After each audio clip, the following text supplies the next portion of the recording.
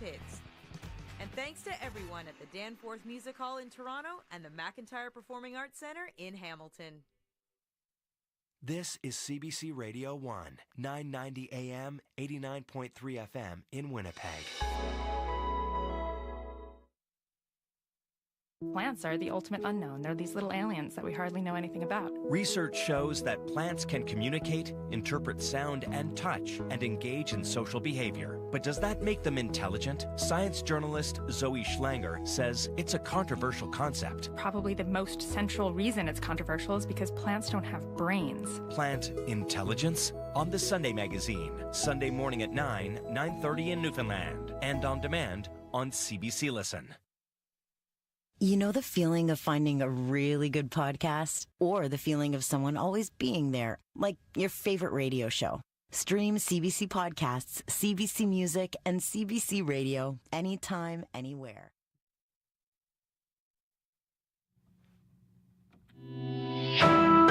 This is CBC News. At 12 o'clock, we're at 17 degrees with partly cloudy skies over downtown Winnipeg. Good afternoon. I'm Matt Humphrey. A Winnipeg emergency official says a Portage apartment building had to be abruptly evacuated to prevent a potential disaster. Jay Shaw says an engineering report shows the columns supporting Birchwood Terrace are structurally unsound.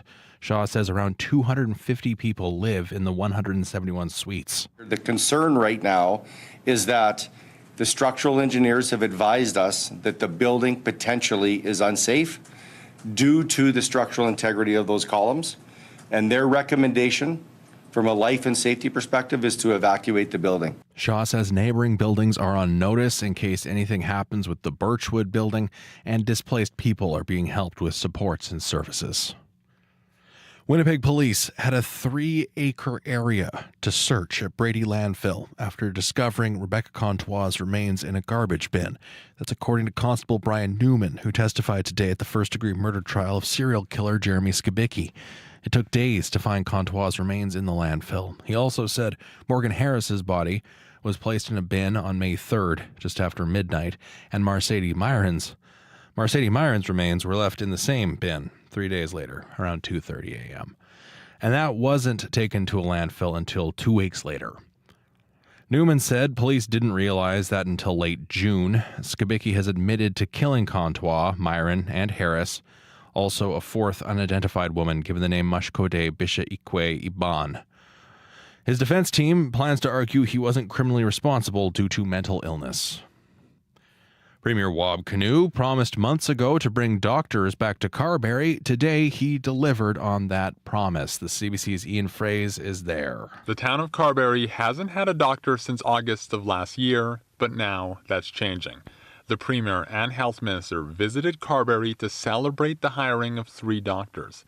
They've just started working in the town on a rotating basis. Premier Wab Kinew says recruiting physicians proved challenging, but he's glad his government got it done.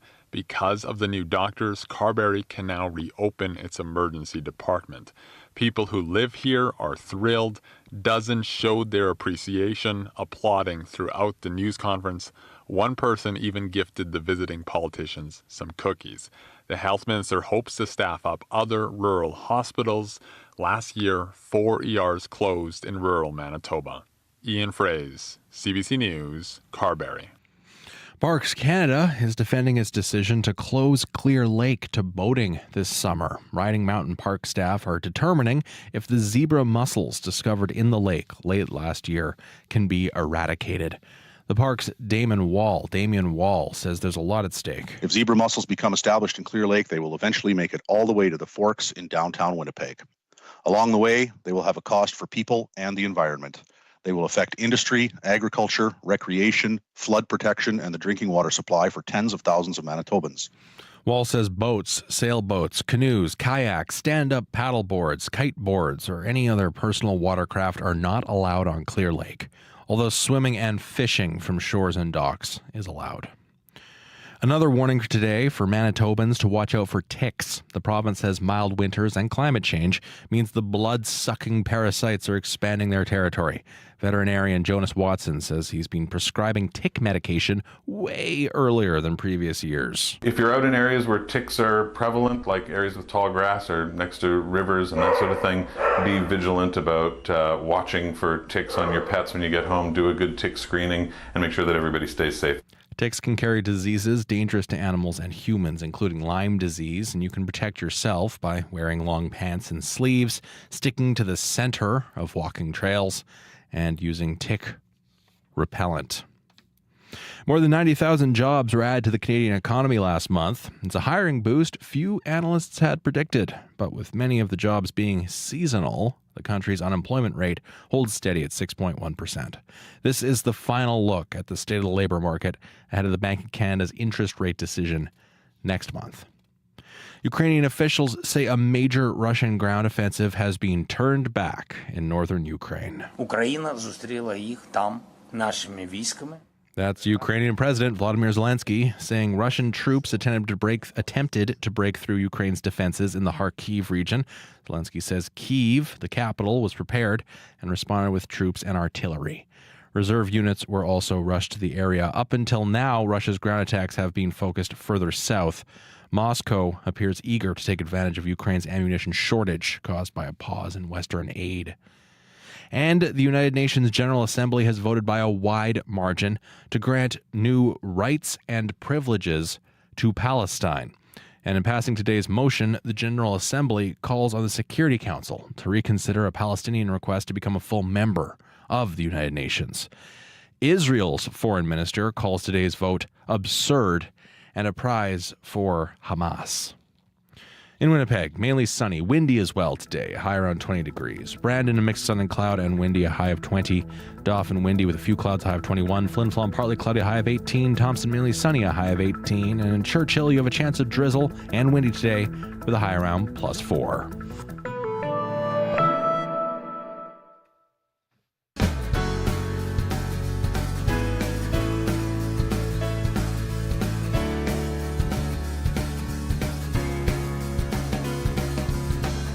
Good afternoon and welcome to the Friday edition of Radio Noon. I'm Laurie Hook-Stratton, filling in for Janet Stewart.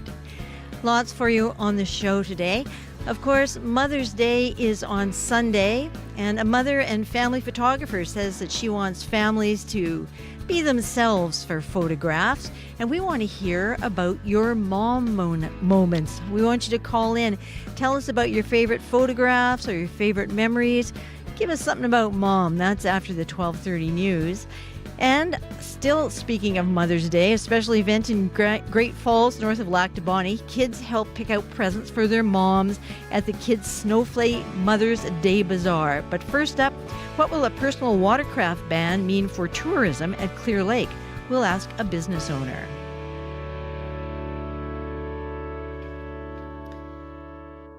As we've been hearing, Parks Canada has announced a ban on personal watercraft on Clear Lake and Riding Mountain National Park.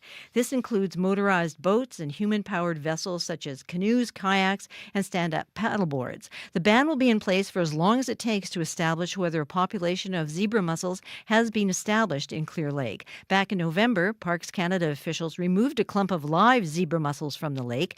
That's what prompted the ongoing search for evidence for more.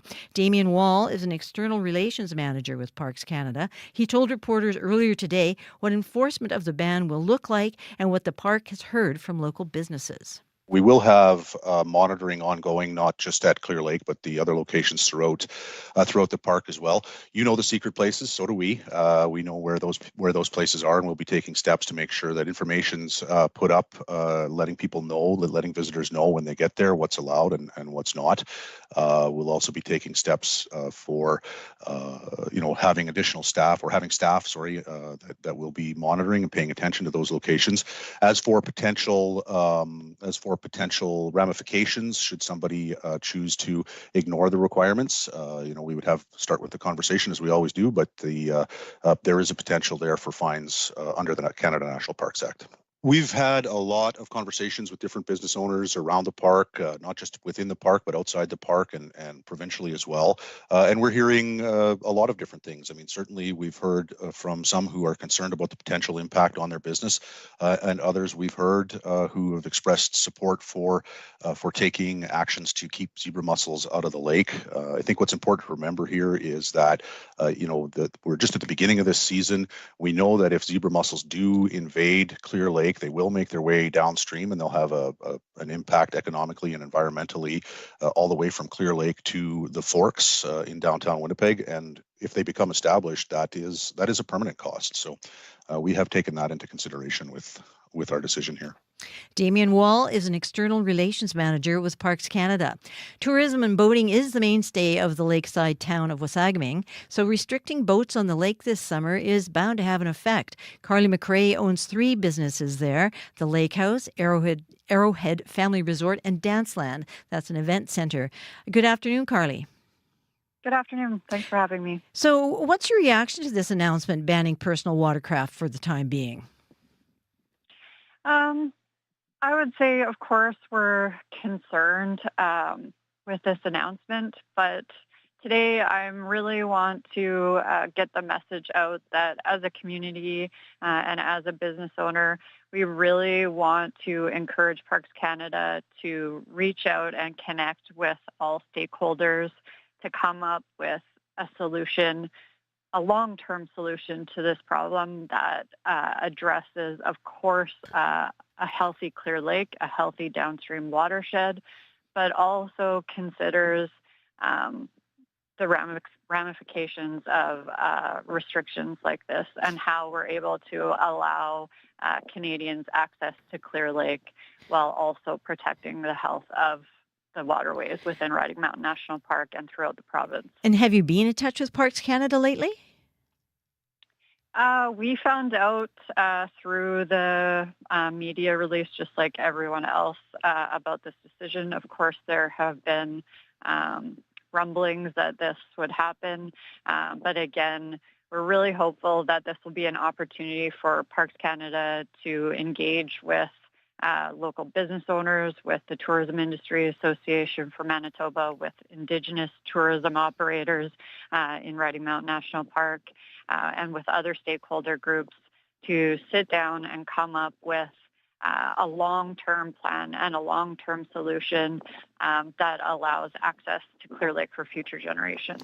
Well, right now, with this announcement just freshly out, how will the boat ban impact your businesses and the greater community, including their relationships?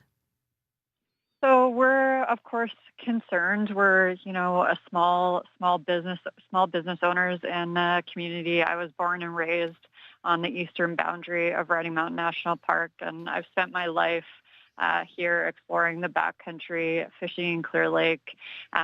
We employ a lot of local people who are concerned, of course, with their jobs. And so, again, we are taking this opportunity to reach out to Parks Canada to ask them to participate with us in an economic impact study that will look at the value of tourism to our area, and that will look at the potential impacts of a decision like this, because I really do feel it's important that we have facts in making this decision and have open and transparent conversations about it and about how we work together into the future to ensure that Clear Lake and the other lakes in Riding Mountain National Park remain healthy.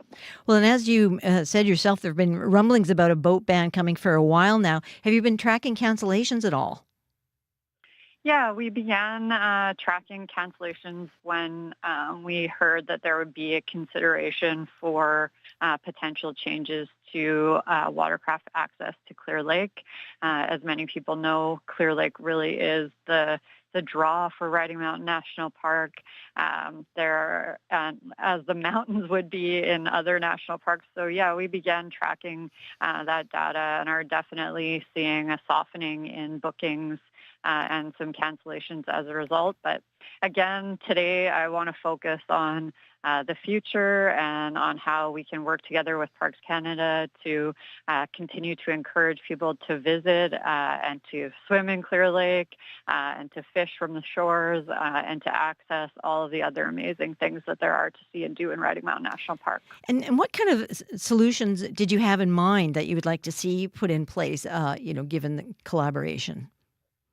So if given the opportunity to come to the table with different levels of government and with Parks Canada, similarly to what we're seeing the province of Manitoba saying, we're encouraging expansion of the system that was in place last summer, which was a one boat, one lake solution for motorized watercraft.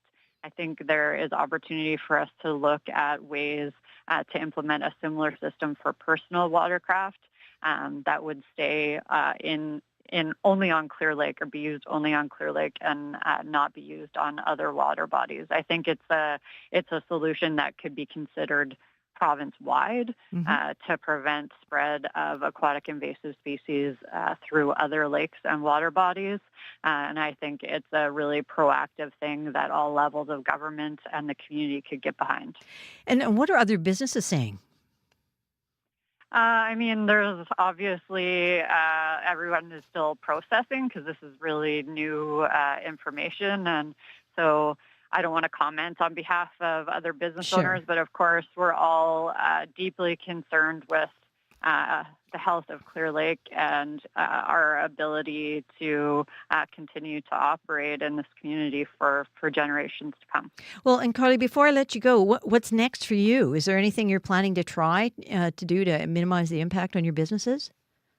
Yeah, we're already chatting with Travel Manitoba and working with our local destination marketing and enrichment organization to find ways to encourage people to still come and visit Clear Lake. Clear Lake is still open. A watercraft ban doesn't mean that you cannot enjoy Clear Lake. The hiking trails are incredible here. The wildlife viewing is incredible. The shops and restaurants are all still open in Wasagaming, and we want to continue to welcome visitors to come and experience the place we love most. Well, thank you, Carly, for your time here on Radio Noon today. I appreciate it. Bye-bye. Thanks for having me. Bye-bye. Bye. That's Carly McRae. She owns 3 businesses in Wasagaming. Danse, Anine, Boujou, and hello. It's me, your favorite cousin, Rosanna Deerchild. Guess what? Unreserved is turning 10. That's like 100 in Res Dog years. And to celebrate, we're inviting you to a live taping of Unreserved, May 22nd at the Park Theatre in Winnipeg on Treaty 1 territory. Sherry McKay, Doozy, and Unreserved's Auntie Circle will all be there. Visit cbc.ca/Manitoba/community and click on the link to register. You're listening to Radio Noon. It is 16 minutes after 12 o'clock. And coming up later in the show, on today's call-in portion, we'll be talking to a mother and family photographer. About her work capturing those special moments of familydom. And we want you to call in with your stories about moms. That's after the 12:30 news. And it's been over 8 months since the ER in Carberry closed, but now it's back open, and we're going to hear how the town got that done. And also in just a few minutes, in fact, just about a few seconds, a special event in Great Falls, north of Lac-du-Bonny, helps kids pick out a present for their moms. Everything for sale at the Kids Snowflake Mother's Day Bazaar is priced from 25 cents to $3.50. Now, there's some bargain Mother's Day gifts on offer. Taking a look at Riley's forecast, mainly sunny today with a high of 20 in the Winnipeg area. Partly cloudy tonight, down to 7, and I hear the northern lights might be fabulous all over Manitoba. Looking ahead, Saturday, 27, a warm day on Saturday. And on Sunday, a mix of sun and clouds. Monday, 17 degrees. Tuesday, also 17. On Wednesday, 14 and some temperatures. Brandon at 16. Churchill is 1. Dauphin, 17. Gimli, 16. The Paw is 11. Thompson is 12. And in Winnipeg, it's 15 with winds out of the northwest at 32.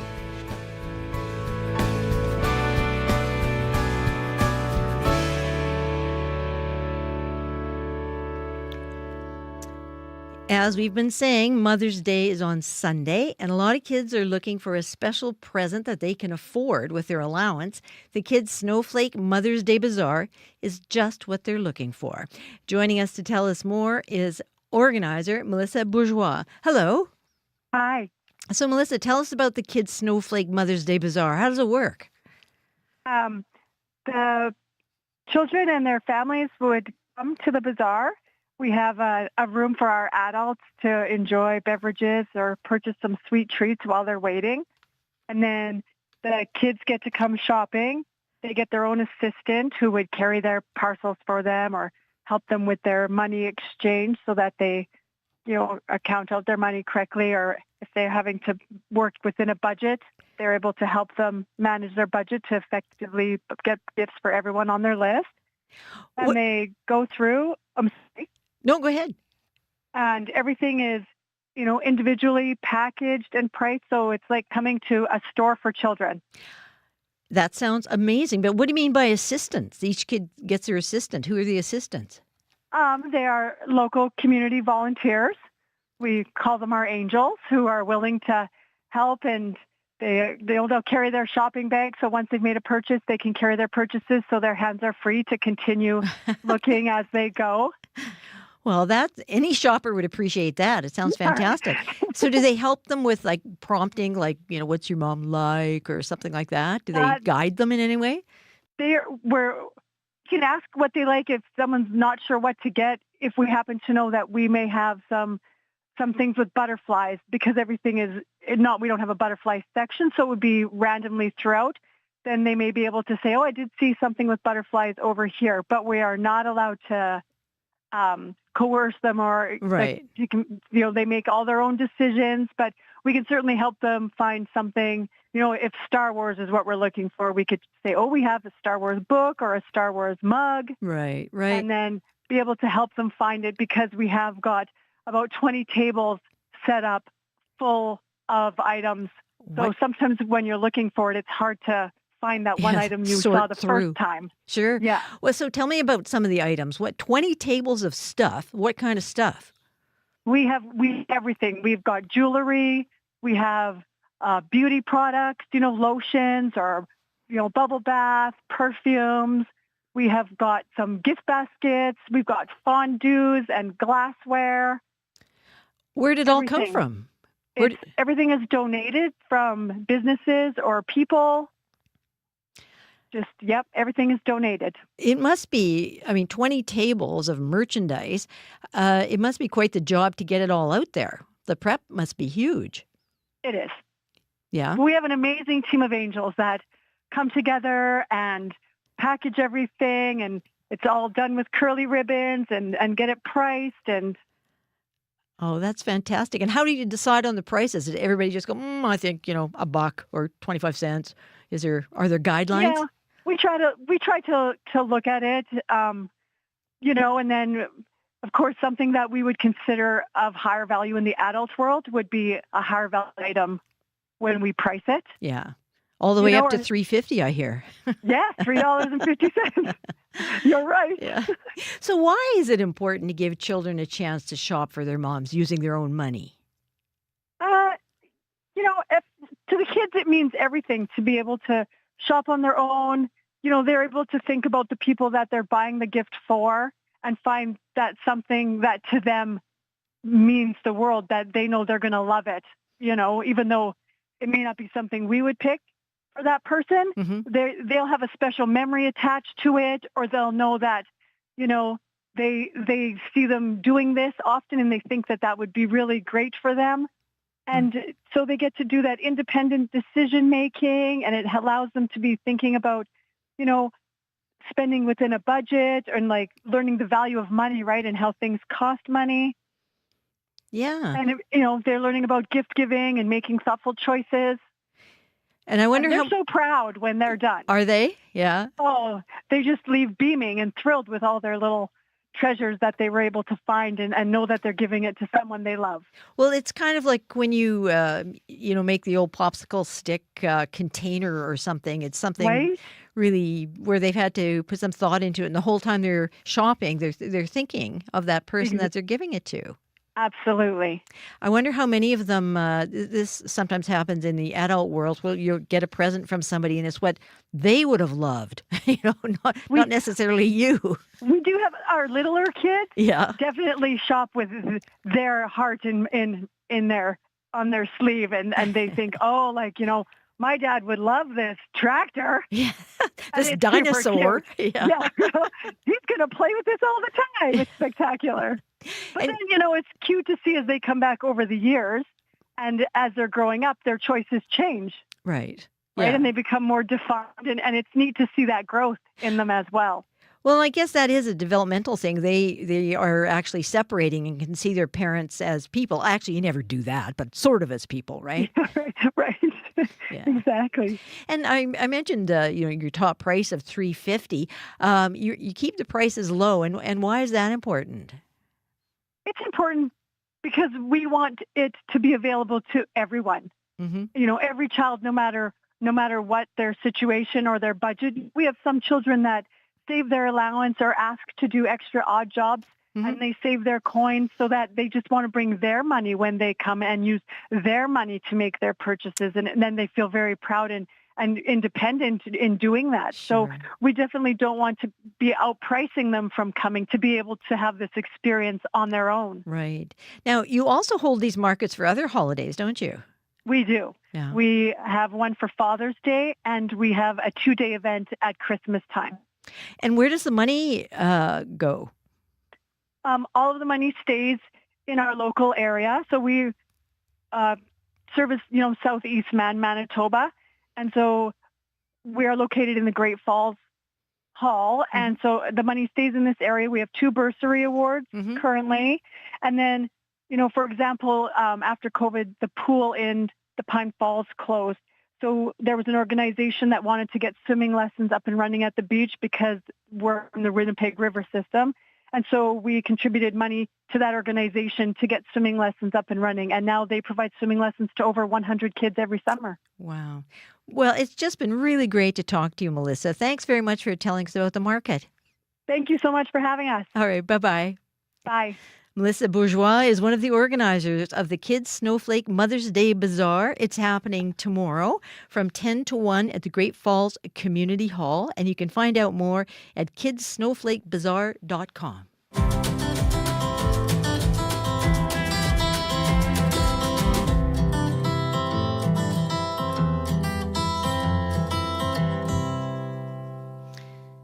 It is 26 minutes after 12 o'clock, and you might know Ruth Moody as a co-founder of Winnipeg band The Waylon Jennies, and now she has new music as a solo artist, like this tune, which she recorded with Joey Landreth of the Brothers Landreth. This is Ruth Moody with The Spell of the Lilac Bloom.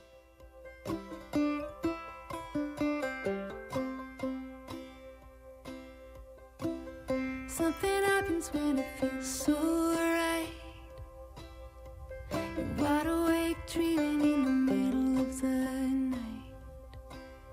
Well, it could have been the whiskey or the pale grass moon, but that's what happened when I met you. Well, I never was one to dream of wearing white. Maybe we could do it our way if that's alright.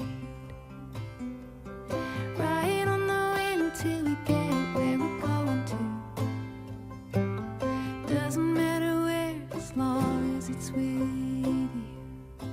'Cause I could love you for good, I could love you for always, I could love you the rest of my nights and the rest of my days. I could sing you like the morning dove, I could watch you like the stars above, I could hold you with all that I'm made of.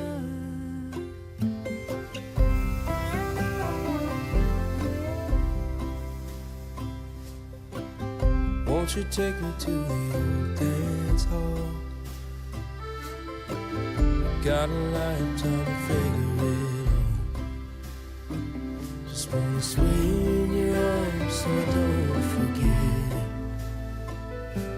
They say it's gonna change, don't let it change. yeah. 'Cause I could love you for good. I could love you for always. I could love you the rest of my nights and the rest of my days. I could sing you like the morning dove. I could watch you like the stars above. I could hold you with all that I'm made of. Something happens when it feels so right. I'm wide awake, dreaming in the middle of the night. Well, it could have been the whiskey or the pale grass moon. It could have been the spell of the lilac blue. It could have been the spell of the lilac blue. But I could love you for good. I can love you for always. I can love you the rest of my nights and the rest of my days. I could sing you like the morning. That's Joey Landreth and Ruth Moody, formerly for the Wayland Jennies. Just a minute to let you know that the emergency room in Carberry is back open. We'll hear how the town got that to happen. And also we want your calls about Mother's Day. Call us after the 12:30 news, 204-780-0893. You're listening to Radio Noon. The news is next. This is CBC News. At 12:30, we're at 18 degrees with mostly clear skies over downtown Winnipeg. Good afternoon, I'm Matt Humphrey. Hundreds of Winnipeg residents are out of their homes right now after the city ordered them to vacate last night. The city says their Portage Avenue building isn't safe after serious corrosion and structural problems were discovered in the building. The CBC's Rosanna Hempel is there as people are moving out. The parking lots outside 2440 Portage Avenue are full. Cars and moving trucks are jam-packed with belongings.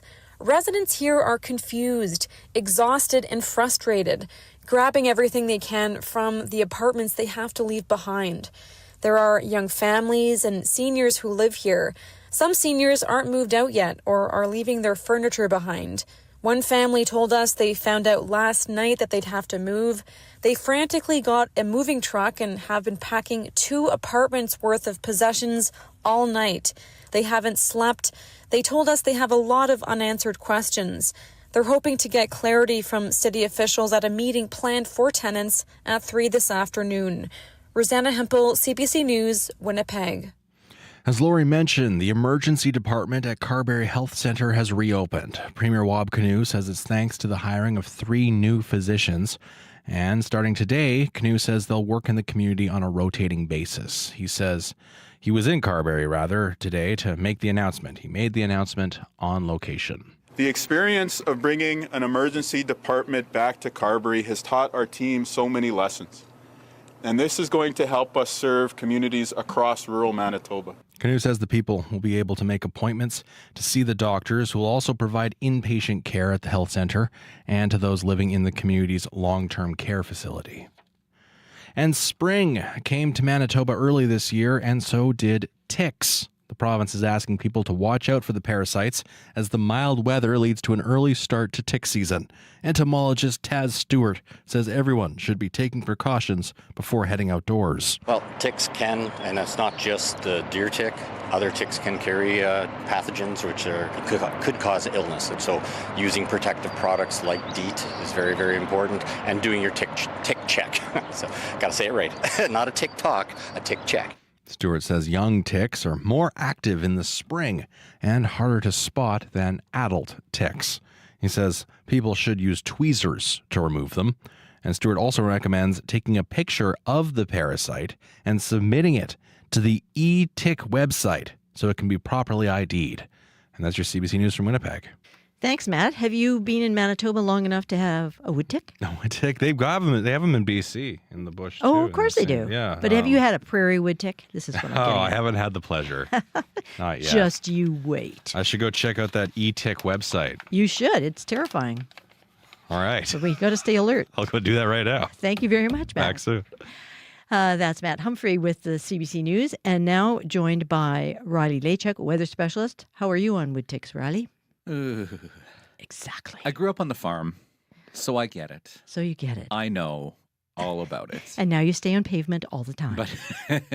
But there's still creepy crawlies. They certainly are. That I do not like. No. Tick weather. It is kind of. We are looking at tick weather for the weekend, Lori. 19 degrees in Winnipeg right now, as well as in Steinbach and Brandon. Dauphin and Swan River both at 18 degrees at the moment. So we're looking at, these are fairly seasonal temperatures for this time of the year. And temperatures are only going up by the time we hit Saturday here. Thompson's sitting at 15 at the moment. Not a lot to see on satellite radar under a mainly sunny sky through most of Manitoba. A few spotty showers through extreme southeastern Manitoba, northwestern Ontario. Could see a few rumbles of thunder out of that, but nothing too much to write home about. As we get into the weekend, though, things do change a little bit in terms of our weather. So for the rest of today, we're looking at mainly sunny skies, really province-wide. We do have a low-pressure system forming over Nunavut that will move across the Hudson Bay coast come Saturday. A cold front attached to that will push southward as we get through the later part of Saturday. So for the Hudson Bay coast, thinking mainly a rain event just because we'll see winds on Saturday out of the south and the southeast. So more of that warmer flow pushing along the Churchill area, bringing more of a rain event to Churchill and Shamattawa and Gillam through Saturday. The cold front associated with that will drop southward as we get through the evening hours. And with that, a risk that we could see some thunderstorms, non-severe in nature for the most part, through later Saturday afternoon into the evening hours. But yes, we could see some exceptional wind gusts if some of these thunderstorms do become a little bit potent with some of the daytime heating. So don't be surprised in southern Manitoba through the evening hours tomorrow if we do see a couple rumbles of thunder or a few rain showers. But that is short-lived. Back to mainly sunny skies by the time we head into the day on Saturday. Clouds start to build in a little bit Monday ahead of some more instability that will push through Tuesday and Wednesday. So northern Manitoba looking at some rainfall accumulations traced to a few millimeters. Could see some higher amounts, especially along that Hudson Bay coast, which will sort of get the brunt of that low pressure system moving across the territories. But what we will feel here in the south at least and into parts of central Manitoba, the winds. So by the time we hit 4 o'clock today, we're looking at northwest winds, 30 gusting to 50 across much of southern Manitoba, dying off through early Saturday before returning to 20 gusting 40 through the day on Saturday. So a bit breezy through the afternoon tomorrow. Today's forecast looks like this. Low 20s for the most part. We're looking at 21 to the southwestern corner of the province. Mainly sunny skies, a bit breezy through the Parkland region as well. 20 in Winnipeg, 18 in Thompson, a mainly sunny sky, and Churchill looking at a high of 3 degrees. 27 tomorrow, Lori. 27, yay! On Saturday in Winnipeg with that risk of a thunderstorm in the evening. 20 for Sunday, and then we're starting next week with 17s for Monday and Tuesday. And like I said, maybe some showers through Tuesday, Wednesday next week. Well, that is a very interesting forecast. Yeah. It's got a bit of everything. A little bit of everything, really. But all heading towards summer. Yes. Yeah. Well, definitely. Thanks, Riley. Have a great weekend. Okay, you too. That's Riley Lachuk. You can hear him this afternoon on Up to Speed between 3 and 6. Also see him on TV, News at 6, and you can watch him on YouTube as well.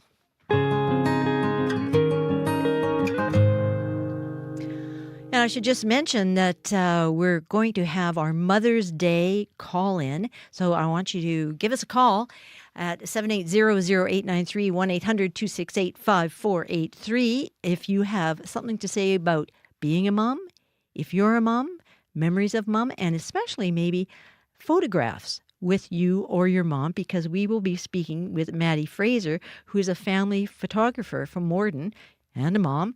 And so we're glomming it all together. So give me a call, 780-0893. But before that, we just wanted to let you know that the town of Carberry has been without an ER since September. This has been reported on the news. You just heard Matt talking about it. But the ER just couldn't find doctors. But today, the province announced that it will be reopened thanks to the hiring of 3 new physicians. Carberry Mayor Ray Muirhead hosted the announcement alongside Premier Wab Kinew this morning. When I was elected mayor, This problem didn't just happen overnight. This has been years in the making. So when I was elected mayor, I was along the same lines as a provincial government. I had health care was my top mandate. And the very first meeting I had was with the representative CEO from Prairie Mountain Health.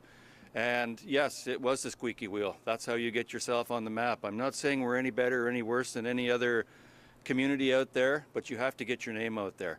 And we were the squeaky wheel. We made it happen. We met with Premier Canoe, with then opposition leader Canoe, with the minister, with several dignitaries.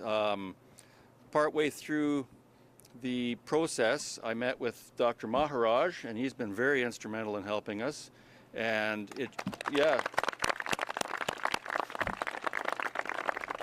And it just, it led up to where we are. We tend to take things for granted when we're a community, especially Carberry. We were always used to having a doctor here. It was just a given. And when we lost our last doctor back in September, I mean, thank God for our nurse practitioners and our nursing staff, but I mean, we were in panic mode. So we really went to town as a council, as a health action committee, as members of the community to try to make this happen. And we wanted our voices to be heard, and it's evident today that they were heard. So it's just, for any other community out there, just keep that message going. And it doesn't stop here at this announcement. Like this is going to be a continuing effort. Future councils, future governments, it's not the same as what it used to be. So we have to really work at this and continue the momentum going forward. So I made it a specific point to visit Mayor Muirhead during the campaign and hand deliver a letter that I signed in front of him saying that we would ensure that there's a doctor coming back to Carberry and that we'd reopen the emergency department.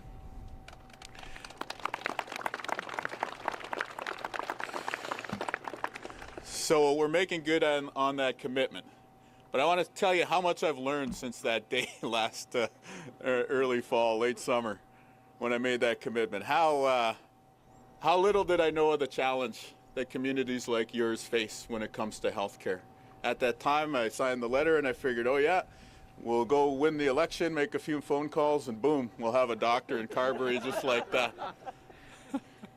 And on January 1st of this year, the very first meeting that I had in my capacity as Premier in the year 2024 was with Mayor Muirhead, some of our other municipal leaders from southwestern Manitoba, in a Tim Hortons in Virden.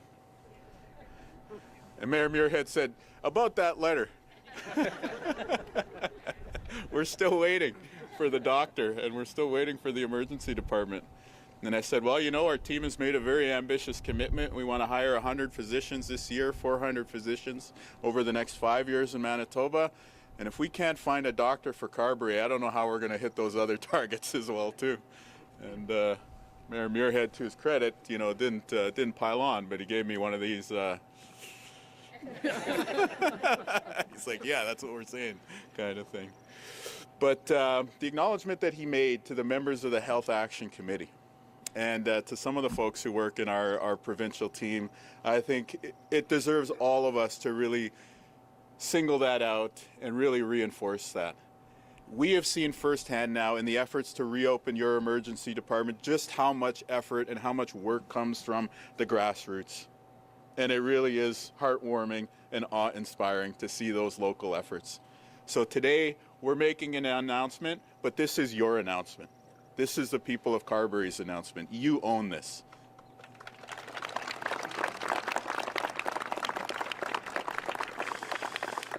And so we're here to say that, yes, as a culmination of grassroots effort, strong local leadership, support from the provincial government, we're able to bring in a rotation of 3 physicians to Carberry who are going to ensure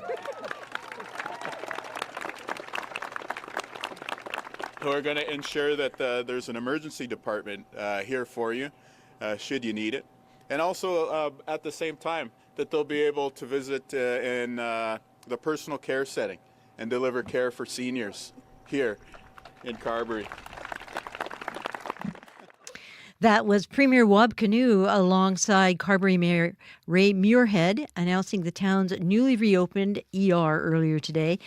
Canoe says people will be able to make appointments to see the doctors, who will also provide inpatient care at the health center, and to those living in the community's long-term care facility. And you can read more on this story on our website, cbc.ca/Manitoba.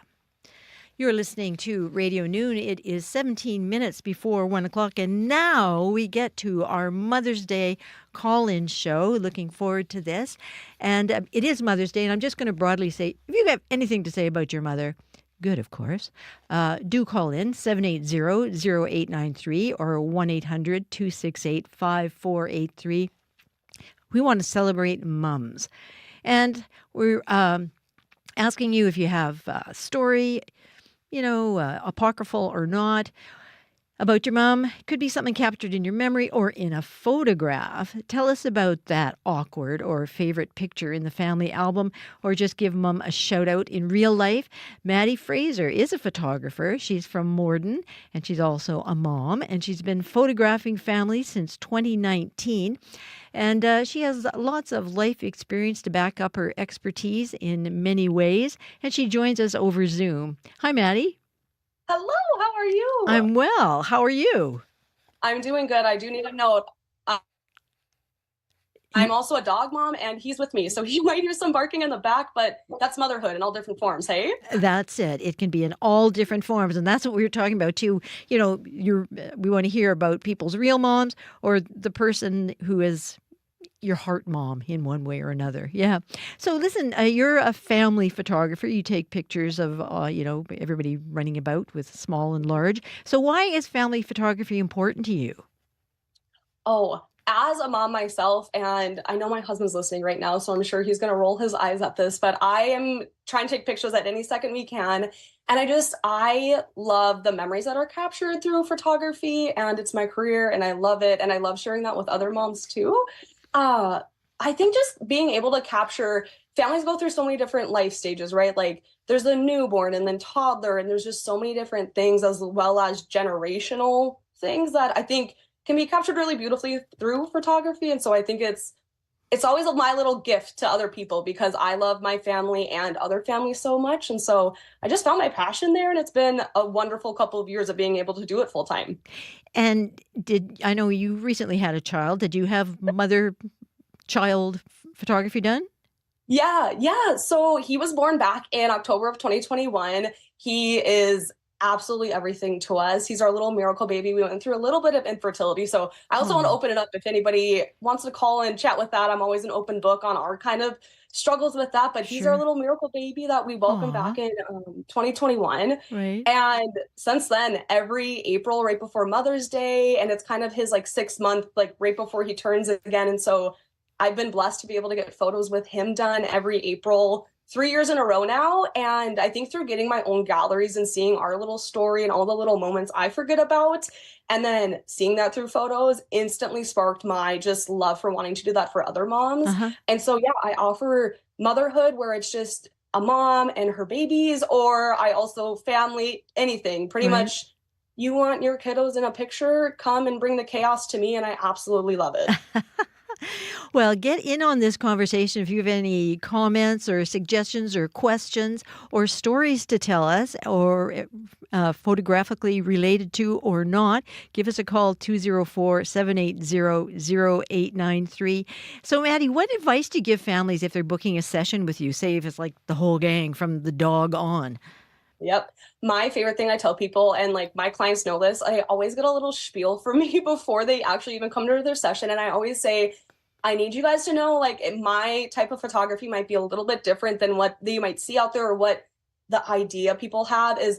I always say, bring your chaos, let your kids run free. If they're shy, let them be shy. I love kids of all ages. And so I was given the advice of, it does not have to be the sit and posed and perfect, smiling at the camera. We'll for sure get those. But I really thrive in chasing your kid through a field, flying a kite, having a picnic, painting, going and eating ice cream. I pretty much am what do you guys like to do as a family? Because that helps me tell your story a little bit better. And so I love storytelling through that. And so I always just say, hey, you as a mom might get stressed, because I know when my sweet 2.5-year-old is bouncing off the walls, I'm would love 2 seconds of a little bit of silence, but then also I'm always like, hey, mom, I am not stressed. I know I'm getting the photos we need, so you don't need to stress at all. And I always say, it's just, we're going to be hanging out and you get a gallery of photos at the end of it. So what do you do? Like run around after them or what? I will be honest, if your kid wants to sprint across a field, I will be sprinting right there with them. I've played tag, keepy uppy with balloons. I've hid under blankets and just jumped out. I think we've had food fights. I've been shot with water guns. I tried to make a fun handshake with an 8-year-old the other day and got a good headbutt. And I was like, all right, okay. Oh, danger. Yeah, I know. I'm like, a little bit of danger on the job. I've changed babies' diapers, and I feel like with kids, it's so unpredictable, which I kind of absolutely love that and thrive in that. And so it's just, kids are the best. I love it. And I love motherhood too. That's fantastic. And it sounds like you're getting good workout at it as well. You know what? In summertime, I keep that Apple Watch on my wrist and I get my 10,000 steps every day. Yeah, see, all this like motherhood combined with a passion, obviously. Yeah. Well, tell me a bit about the 48-hour photography sessions that you do. And just before I get back to you, I just want to encourage people to give us a call, 780-0893, 204-780-0893.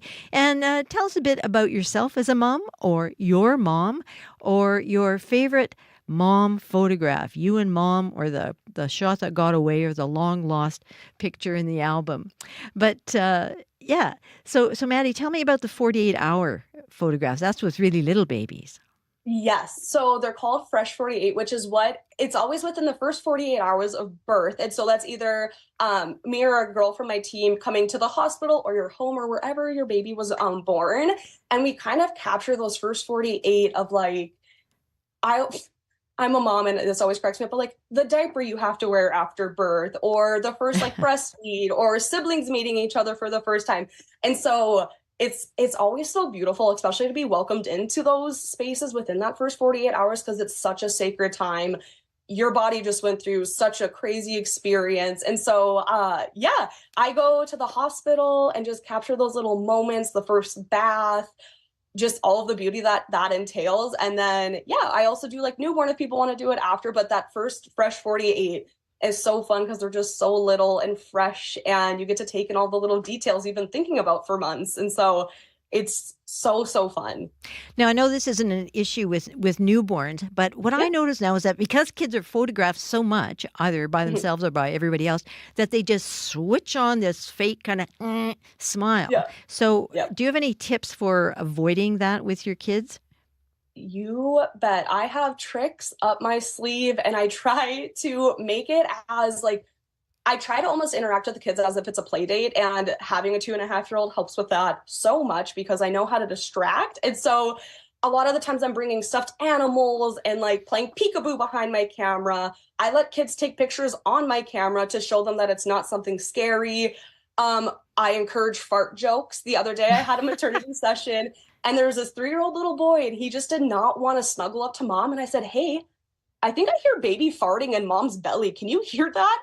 And I got the cutest pictures of him with his ear pressed right up to her belly. You wouldn't know that there's fart jokes going on behind the scene, but absolutely. And then there's one of him just laughing as we heard the baby's fart in the tummy. And so it's stuff like that of being very playful and kind of, I let myself almost like get into their mindset of a 2.5-year-old. Like, what would I want to do? So again, if that's running across a field and playing tag.